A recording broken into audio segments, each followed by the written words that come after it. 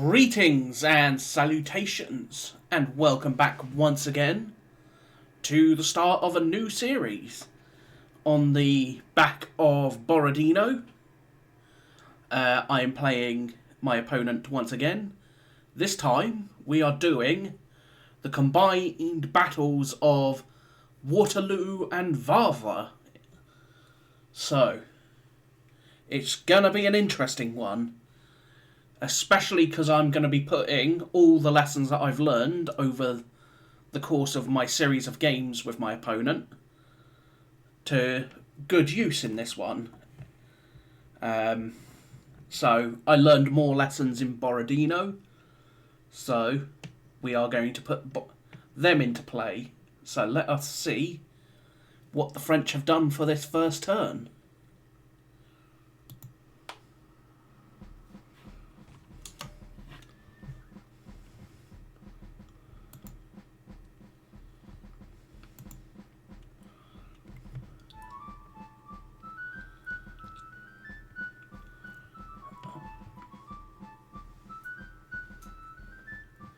Alright, so this here, at the Montfanissa farm, at the farm, will be Jerome Bonaparte's division.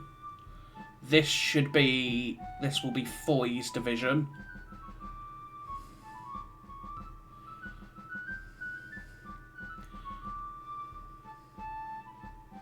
And then that will be Bachelou's division.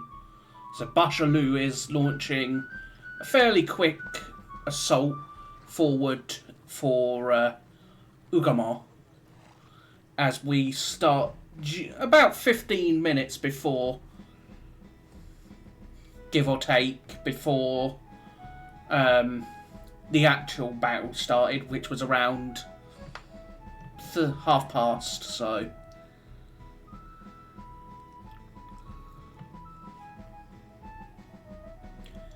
So we've got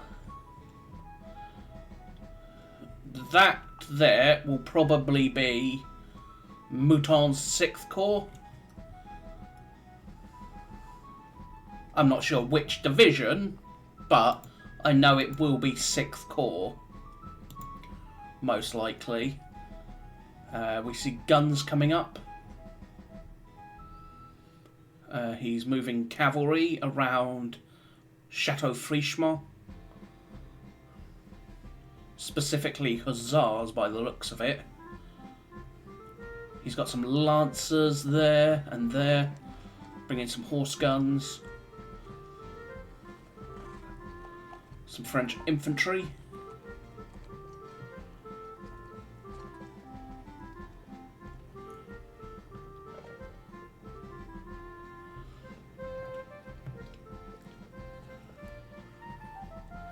I see some French heavy cavalry coming this way.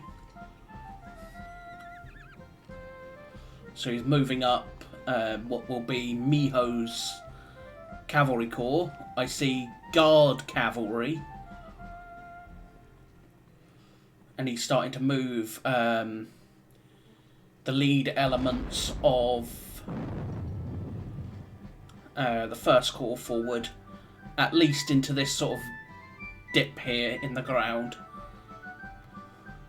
to protect them from obvious artillery. Although the big thing is, well, given the way the historical deployment is, the vast majority of my guns are not on my left. Vast majority of my guns are on the right.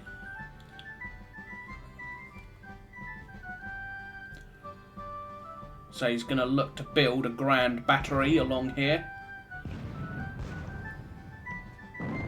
Which makes sense. Some more lancers. That's probably... that would be Domon's cavalry, I believe.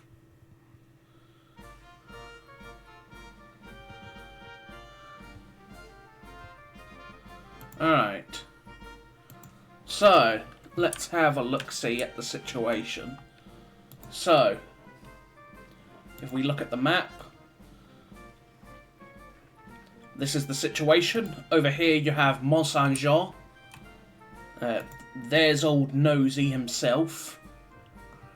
There's the Sandpit, La Haye Saint, Hougoumont.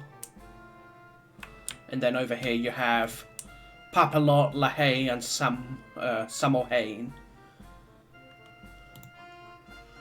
With the main sort of defensive line being at Papelotte and La Haye. So for now, I think my plan is fairly historical with the Anglo-Allied army. Sit on my butt, nail myself to this ridge, and play delay, and just wait for forces to arrive. Wait for the Prussians. We've got to. So we'll play delay and wait for the Prussians to arrive. Who that? That's the Immortals. Dragoons, Carabineers, so that would be Kellermont's Cavalry Corps. So, over here we have Jerome's division, as I said. We've then got what will be Foy and then Bachelot. Here will be the 6th Corps. Here you've got 1st Corps, which has moved up along here. Because there's this little rise in front. It's not much of a rise, but it is a rise that's just in front of me on the ridge.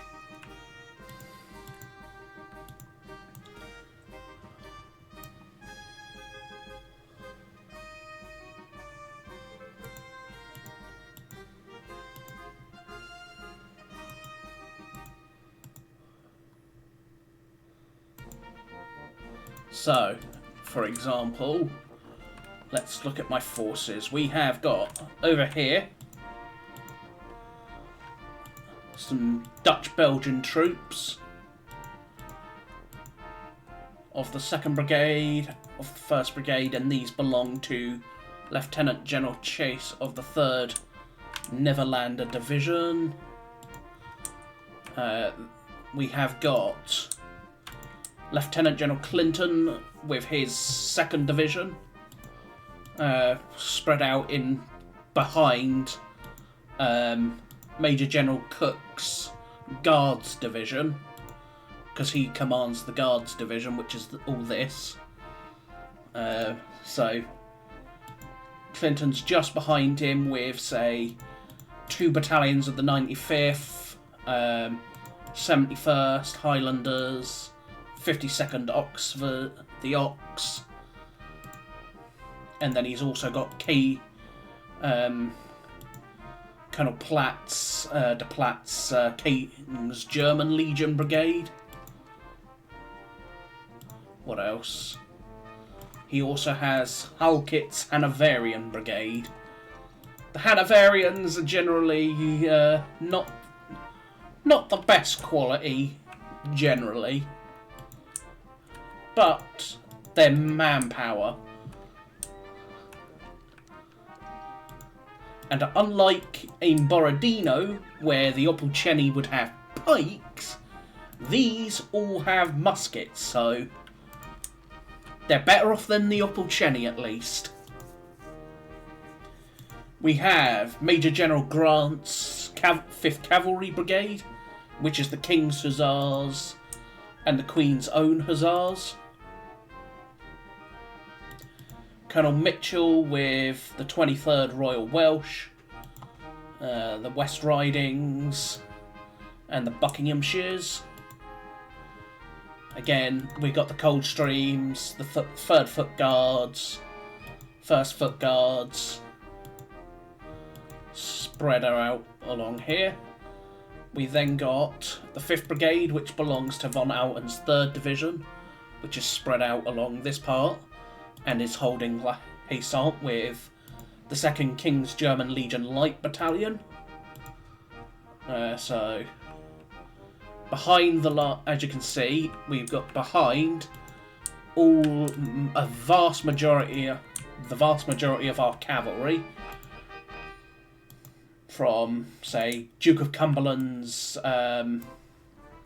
cavalry here to 3rd King's German Legion Hussars. We got the Blues, the Royal Horse Guards, the Blues. There we got the 1st Life Guards, so 2nd Life Guards, 1st Dragoon Guards.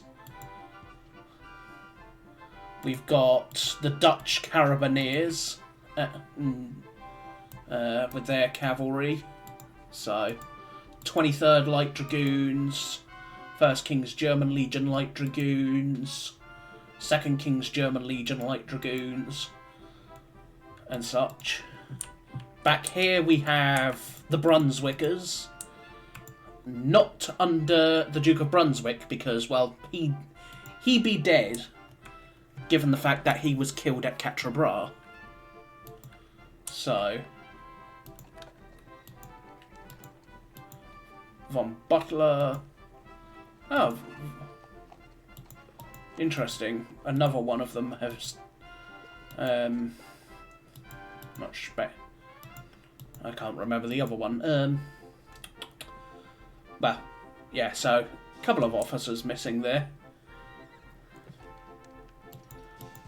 Obviously, we've got our Royal Sappers, but we don't really care about them. Back here, we've got General Lambert's 6th Division. He only has a single brigade, but he is here with his 10th Brigade, which includes a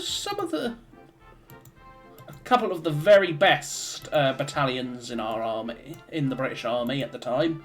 The 4th King O's and the 27th Inniskillen. Both veterans of the Peninsula. What else have we got? More King's German Legions spread up along here. Some Hanoverians. The 1st Hanoverian Brigade, and it's actually a pretty decent brigade. 73rd Highlanders. 30th Cambridgeshire, West Riding, South Lincolns. We've then got the Nassauans. We've got the Nassauans spread along here.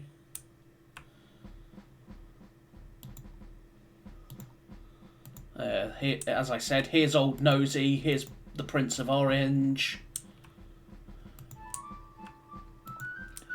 And then along here you have General Kemp's Brigade, General Pack's Brigade, August Best's Brigade, and where is he?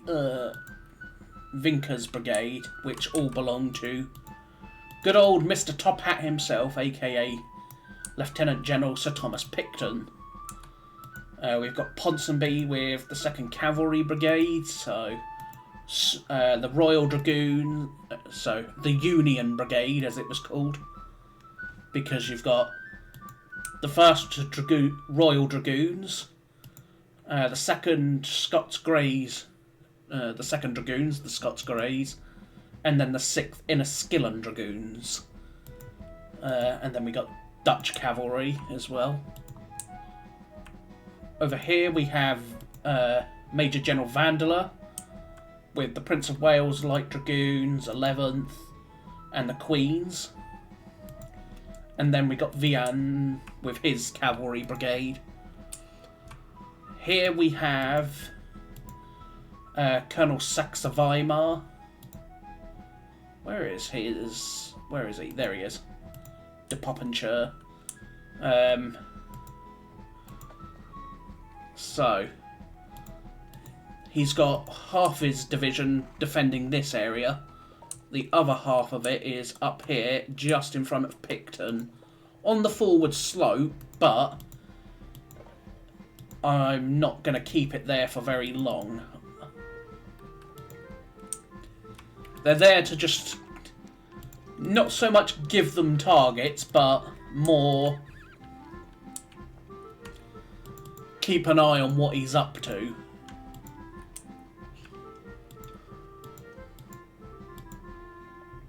Because the last thing I need, for example,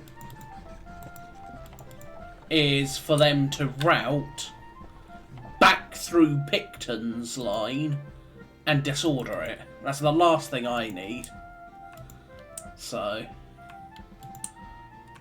as we can see, he's got cavalry. Over here we got the Orange Nassauers, various other Nassauers, Orange, the Freiwilliger Orange Jäger, more Nassauans. So, and then just a few miles away, so just to give you an idea of how close they actually are, there is the lead element of Blucher with the Prussians. So it's not that far.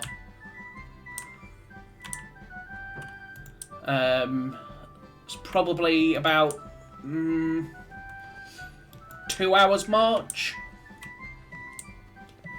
to 3 hours march, I would say.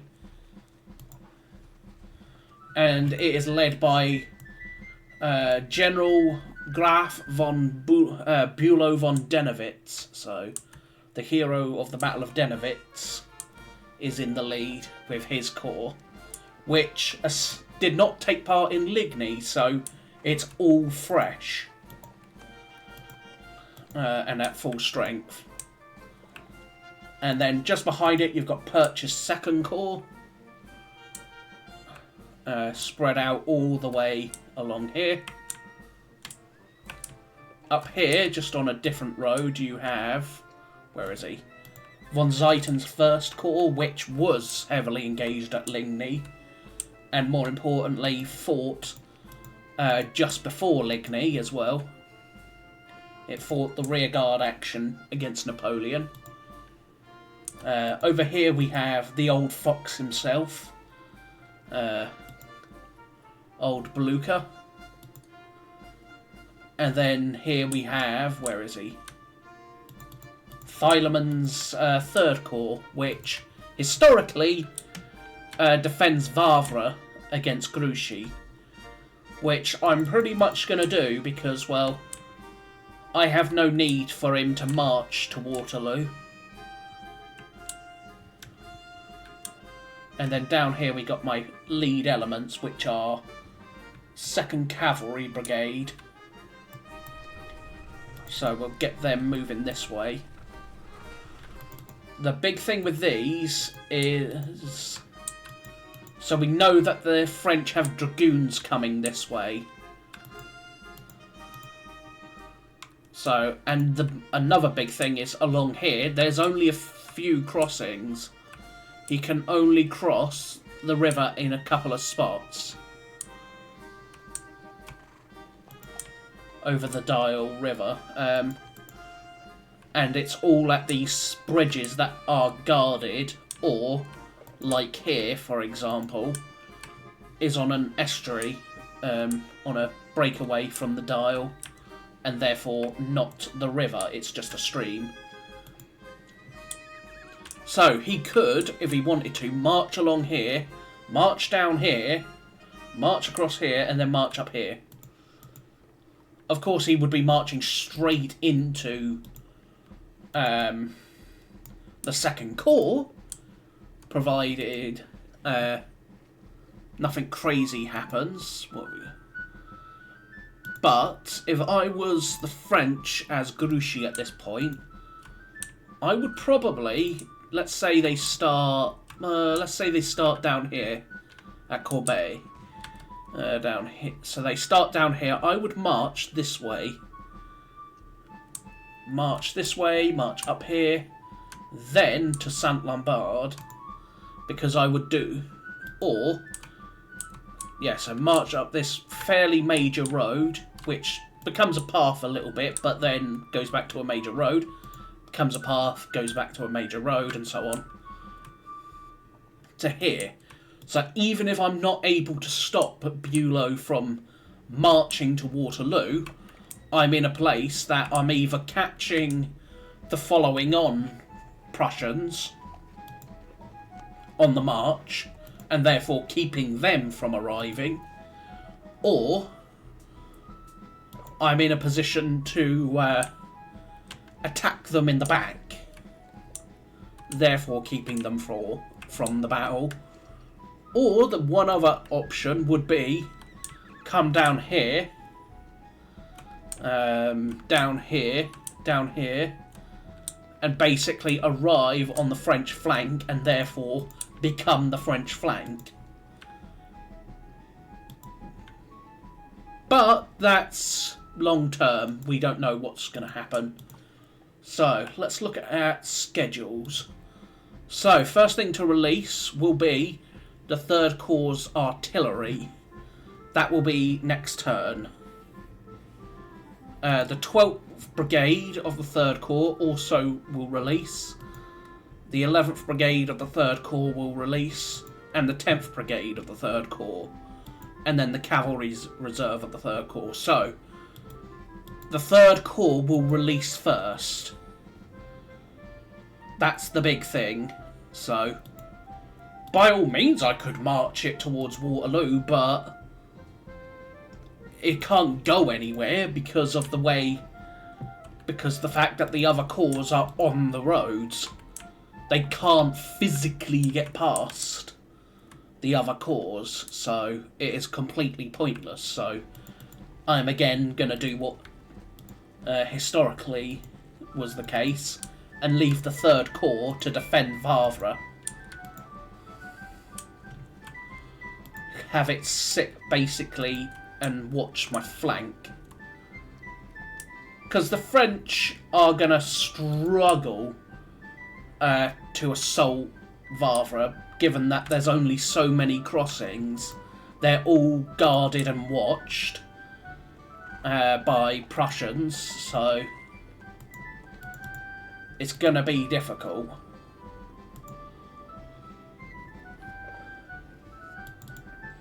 But we shall see.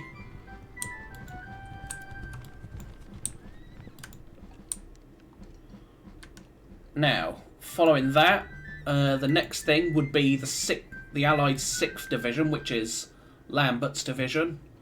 That will release at 12. 12:15 for the 3rd Dutch Division. The 4th Corps releases at the 4th Corps artillery specifically at 3 p.m.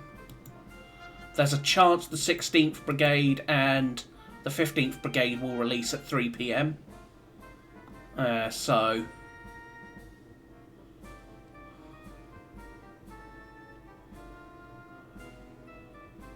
it's a low chance, but there's a chance. And then a low chance for the entirety of the 3rd Corps to release, the 4th Corps to release at 3 p.m. So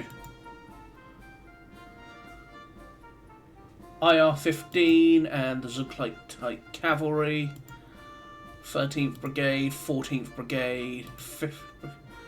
So yeah, the 4th Corps will not guarantee be marching until about 4:30. The 2nd Corps an hour afterwards. And then 1st Corps, however, was releasing a little earlier. Where is it? There it is. He is guaranteed to start marching at 4:15. So we shall see what happens. So let's get started, shall we?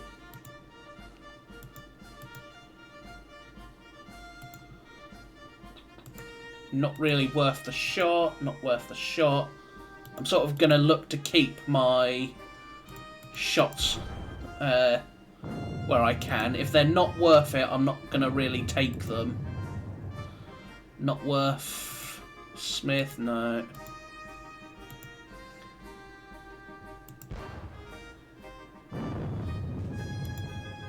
These boys, we'll shoot at them. I will shoot these guns, because that's worth it for me.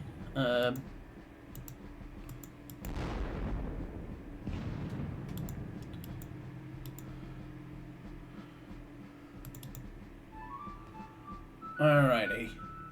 So, starting over here with this lot, these boys are going to start falling back a little bit to the other side of the stream at Samohain.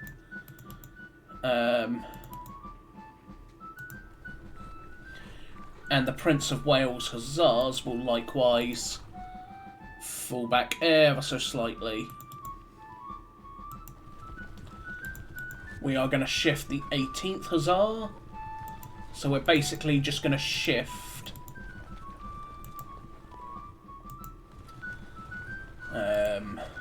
elements of the Vian's cavalry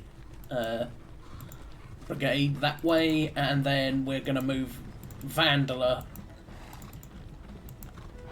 as well, and then Gardner's Royal Horse Troop will move up as well. Now, over here at Papalot and La Haye, we've got these Freiwilliger Jägers. They are going to kick it off with some plinking, some medium-range plinkage at this French column. It's not likely to do much, but a little bit of gunfire is a little bit of gunfire.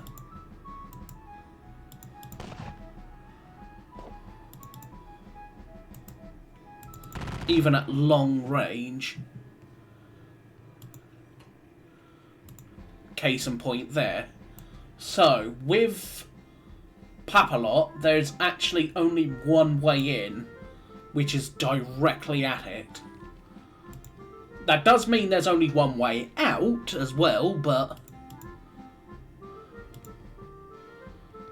that's neither here nor there. We are going to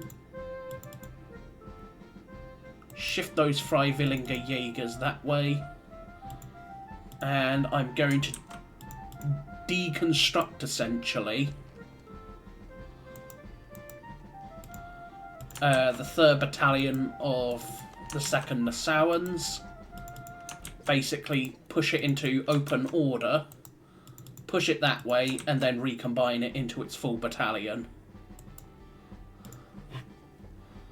to get it into La Haye, because again, La Haye can only be assaulted from one side, and it happens to be on its back side.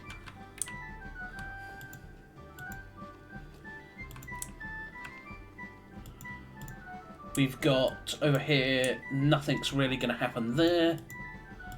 I am going to break these down into the squadrons.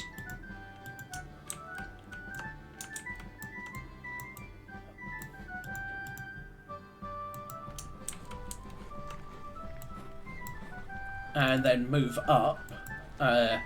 Colonel Clifton with the Royal Dragoons. We've got the Scots Greys.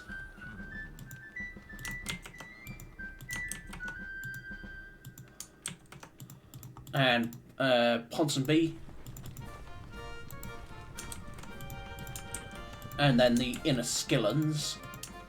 They're basically moving forward a little bit to get ready for, quote, the countercharge. So, for example, if there's some really disorganised French, say here, I'm going to charge straight down the road and possibly chop them up a bit. So, we are going to break off 2 skirmisher detachments from the 2nd Battalion King's Germans that are in La Haye.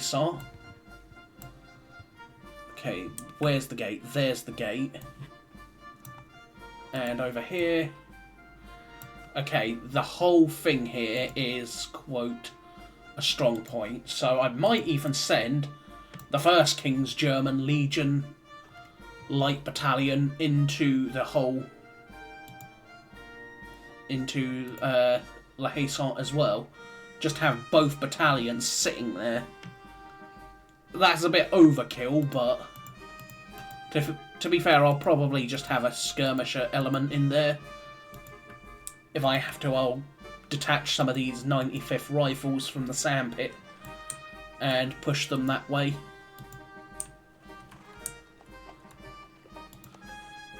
Now, any other guns fire? You can't see. Can't see. Yeah, because of this little ridge that goes along here. So, you might as well take a shot at them. Yeah, a bit of fatigue is a bit of fatigue. Otherwise, the artillery is mostly going to stay silent. Over here, again, the same thing's happening with this lot. I'm not going to move forward because, well, I'm comfortably sitting on the reverse slope, so why move? I will, however, shift Colonel Mitchell's brigade this way in case he moves Jerome further this way to basically bypass Ugamat. If he wants to bypass Ugamat, that's all fine and dandy by me. He's just going to have to fight my various forces over here. And I will probably even commit the 7th Light Cavalry Brigade that way as well. I don't think I really need the 7th Light Cavalry Brigade in the centre. There's Uxbridge, along with Somerset. Who do you belong to? You are part of the Hanoverian Cavalry Brigade, which isn't actually here, so...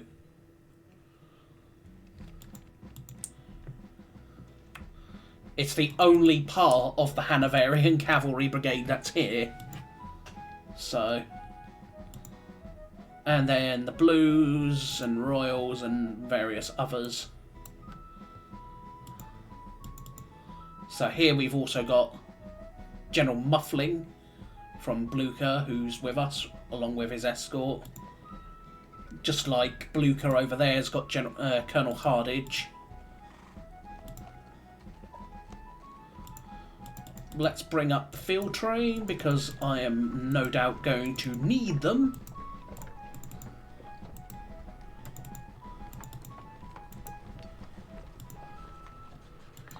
What else can we do? They're all fixed, so again, I could shift Hackett and the Hanoverians that way, but who do you belong to? You're 4th Division. 4th Division, 4th Division, 4th Division. Who is 4th Division again? 4th Division is not here. Right, because the vast majority of the Anglo-Allied army, a huge chunk of it, isn't actually here. There's a big chunk of the Anglo-Allied army off this direction and still marching to the battle.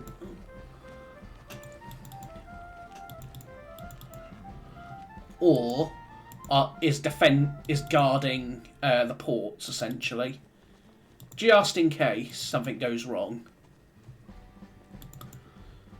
So, Coldstreams, we've got Cook again.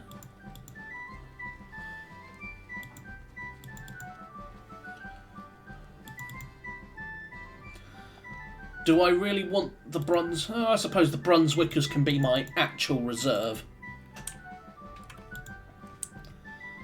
So, the Brunswickers, General Clinton for the most part, and General Lambert are basically going to be my reserves.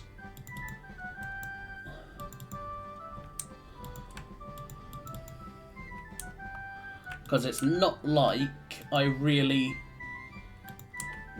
have any more space to stuff them, really. Not unless I want to needlessly extend my line.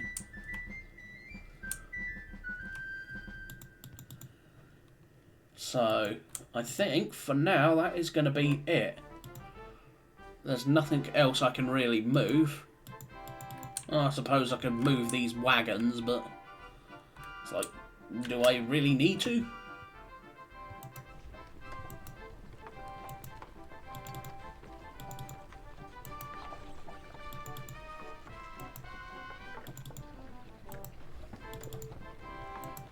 So yeah, we'll move these this way.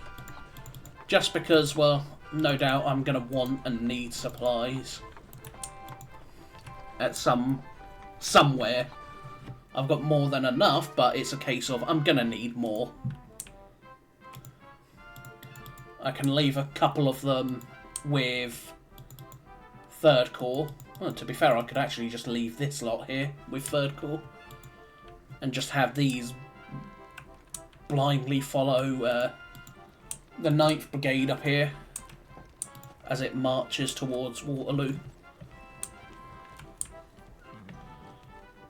Yeah, that's probably good. Speaking of Waterloo, there's Waterloo itself, so... And then there's the road to Brussels. So the French do have a couple of exit objectives. So if they obviously beat me and then march to Brussels, they're pretty much set to win. But they've got to beat me first, so... For now, I think that's going to be it. So, I thank you for watching. I hope you enjoyed the start of this new series. If you have, please consider hitting that thumbs up, subscribing, or leaving a comment. But until next time, this has been Waterloo Wavre. And we will soon, no doubt, get Napoleon's Grand Battery, giving the Anglo-Allied army a good hard pounding.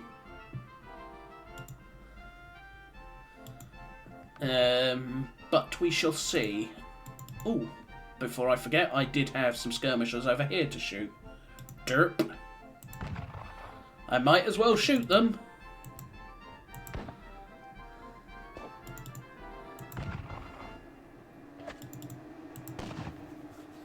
Shooting is free, so. And then obviously no one else can really see anything, so. So Hougoumont has 2 ways in, there and there, so. And it's also a supply source, so it's essentially self-sustaining for when it comes to ammo. So for now, I thank you all once again for watching the start of this new series. Hopefully I can do better than I did at Borodino, but we shall see. So for now, I thank you once again. Hope you will consider hitting that thumbs up, subscribing, or leaving me a comment. But until next time, I have been your host, and I will see you all soon. So, bye-bye for now.